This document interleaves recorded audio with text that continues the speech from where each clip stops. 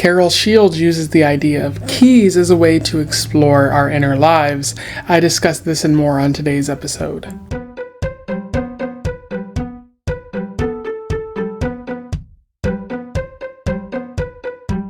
Welcome back to Around the Weird, a booktube channel where I talk about all the unusual and out of the ordinary literature that I found in my travels. Today it is a Short Story Tuesday, so I wanted to talk about an interesting short story that I've found in my travels. And today's short story is a pretty unusual one, especially in the way that the story is told, and it's all about keys. I am referring to Keys by Carol Shields, which was written in her short story collection Dressing Up for the Carnival, which was written or published in the year 2000. For those who don't know, Carol Shields was a American-born writer, white American-born writer who wrote for quite a bit of time, going back to, I believe, the 1980s. They wrote a number of books, short stories, collections in particular, plays, criticism, that sort of thing. And they won a number of awards for their work, and some of their work was turned into movies. That seems to be all I know about this particular writer, but I would be interested in exploring more of their work, especially based on their writing style that I found in this short story collection. But without further ado, let's talk about Keys. I will do a summary, a little bit of analysis, and we will move on from there. So Keys actually focuses on several characters and various keys that are close to them or that they find or something like that. The story really begins with Biff Monkhouse, which is a fun name. He was a famous celebrity, and he died, and he didn't really have anything on him but a set of keys that nobody really knew the origins to. And Marianne Moriarty is sort of paying attention to this news and writes that it has something to do with the significance of keys to human beings, how they lock us in or they lock us out of certain things. It's just a giant metaphor. We're also told about her lover, a man named Malcolm, who is like a professor of sociology in a related department. Malcolm is also married, and we find out that Malcolm's guest house burns down for unknown reasons. However, they do find a child, or a young teenager type person near the guest house named Christopher McFarlane. Who they don't really have any evidence against him. He was just nearby, and when the police investigate him, look at him, they discover a key on his person, and we're told that he found that key at a beach while he was thinking about sex and things like that, and that's why he picked up the key. However, he doesn't hold on to it for much longer because Cheryl Spence finds that same key in the laundromat that she goes to, and she holds on to it in the hopes that she can give it to a person who needs it.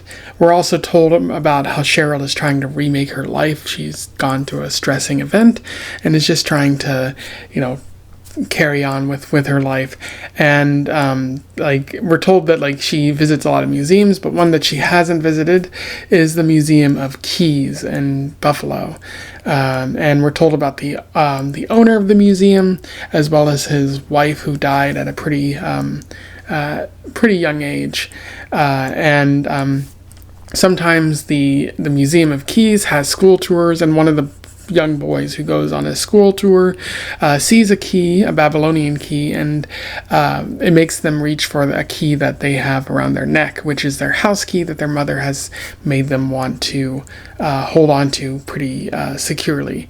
And as the story comes to a close, then the narrator notes that the young boy has no idea what's in store for them, as they might in the future get married, and that their daughter will have a diary that has a key attached to it that needs to be secured because of the the personal information that she's writing in the diary, and that's where the story ends there. In terms of analysis, there's not a lot to talk about with this story. It's pretty brief, but the ideas that Carol Shields is working with are pretty interesting.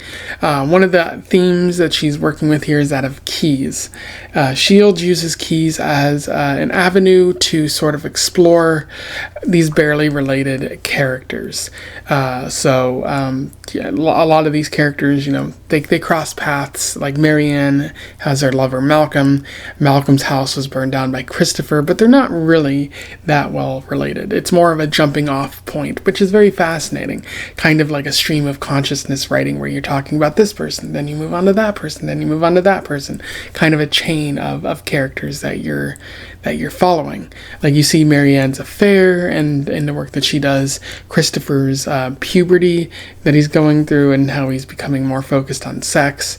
And then Cheryl at a crossroads in her life.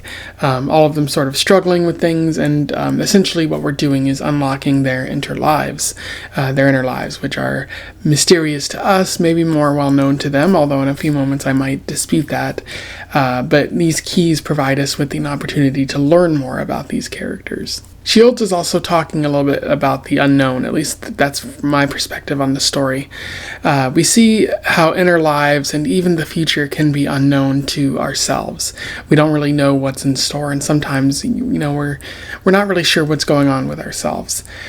Specific actions have histories in this story that we're told about, but maybe the characters themselves don't know about, and so they're not aware of the significance, or they don't know like what's leading to what, or what possible action a certain action could lead to, and whether or not that'll help or harm another person. Just like in real life, sometimes we don't really know what the consequences of our actions will be, or know what led up to us doing a certain thing or encountering a certain thing.